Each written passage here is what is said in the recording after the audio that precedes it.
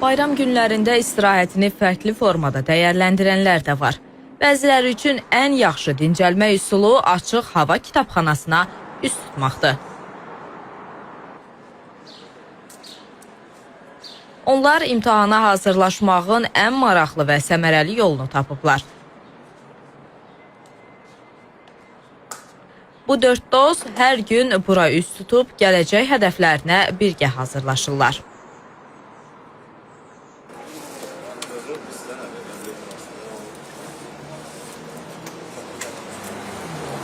Sakitçilik olur, insan rahat olur, açıq havadır. İkinci blok imtahanımız var, 5 iyul. Ona hazırlıq görüb, özümüzü biraz əziyyətə sarıq, hər gün gəlirik. Yəni, hər gün özümüzə bir mövzu qoymuşuq ki, hər gün onu danışırıq. 2 dənə də elə bir mövzuya hazırlaşırıq da, məsələn, gündə. Heç nə, belə bunlara hazırlaşırıq.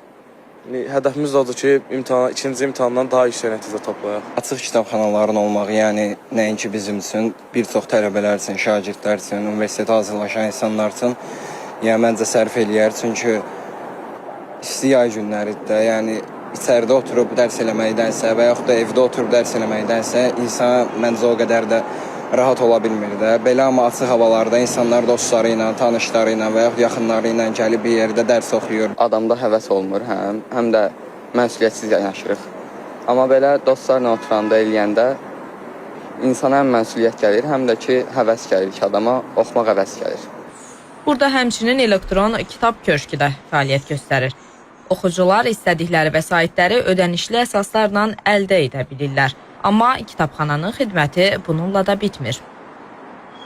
Həmçinin açıq kitabxanada kitabı kitaba dəyişmək kimi bir layihəmiz var. Yəni oxucular öz istədikləri kitabı gətirib, yəni buradakı bir kitabla dəyişə bilirlər.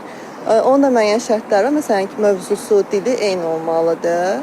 Amma istədikləri vaxt gətirib, istədikləri qədər yəni dəyişə bilərlər. Təzədən o kitabı da götürüb, yenidən gətirib dəyişə bilərlər, sərbəstdir. Oxucu kartı tələb olunmur, sərbəstdir burada oturub mütaliə eləmək.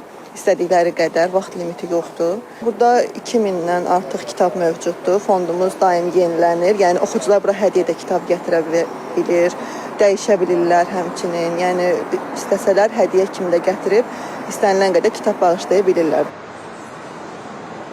Kitabxananın fondu olduqca zəngindir. Burada Azərbaycan, Rus və İngilis dillərində bədii ədəbiyyatla yanaşı uşaqlar üçün nağıl kitabları və tarixi vəsaitlər də yer alır.